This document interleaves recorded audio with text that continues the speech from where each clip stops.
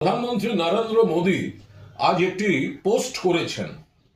ঠাকুর শ্রী শ্রী রামকৃষ্ণ পরমহংসদেবের জন্মতিথি উপলক্ষে তিনি পোস্ট করে সেটা শুরু হচ্ছে স্বামী রামকৃষ্ণ পরমহংসদেব, অর্থাৎ ঠাকুর শ্রী শ্রী রামকৃষ্ণ দেব বা ঠাকুর শ্রী শ্রী রামকৃষ্ণ পরমহংসদেব তাকে স্বামী রামকৃষ্ণ দেব। আরে রামকৃষ্ণ দেবের শিষ্য ছিলেন স্বামী বিবেকানন্দ।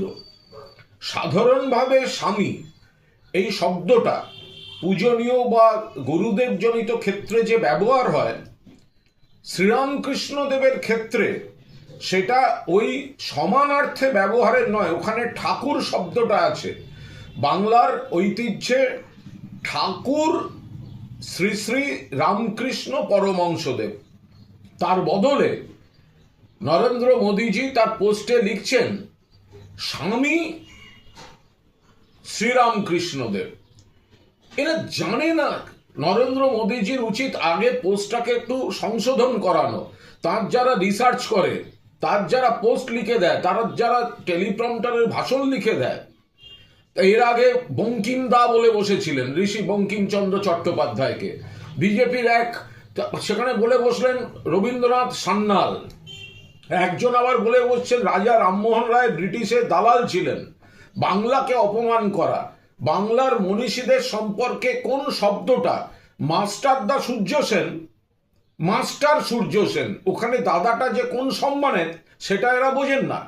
এবার এই ঠাকুর শ্রী শ্রী রামকৃষ্ণদেব বলতে গেলে ওনারা আবার গুলিয়ে ফেলবেন ঠাকুর মানে আবার রবীন্দ্রনাথ ঠাকুরের সঙ্গে গুলিয়ে না ফেলেন। কিন্তু এটা অবিলম্বে ওনার উচিত সংশোধন করা।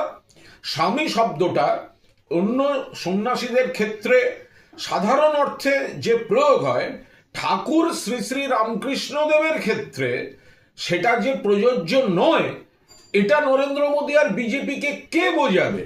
ফলে অবিলম্বে প্রধানমন্ত্রীর উচিত ওই একটুখানি সংশোধন করে এই স্বামী শ্রী শ্রী রামকৃষ্ণ পরমহংসদেবের বদলে ঠাকুর শ্রী শ্রী রামকৃষ্ণ পরমহংসদেব। ঠাকুর এখানে মানুষ শ্রদ্ধা থেকে এই শব্দটা অর্জন করেছেন শ্রী শ্রী রামকৃষ্ণ দেব।